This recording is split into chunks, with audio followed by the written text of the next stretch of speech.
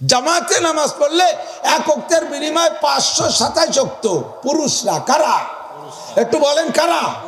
ফিতনার অভাব নাই। যেই জামানায় মসজিদের ছাদের উপরে জিনা করছে, সেই বিচার আমার করা লাগছে। মসজিদের ছাদের উপরে বৈশা মেহরাবের মেম্বারের আড়ালে যে জিনা করছে, মুসলমান না হিন্দু? একটা হিন্দু মসজিদে ঢুকতে সাহস পায় না। মুসলমানের সন্তান মসজিদে মেহরাবের ভিতরে যাইয়া মেম্বারের আড়ালে জিনা করছে, ধরা পড়ছে। মসজিদে ছাদের উপরে জিনা করছে।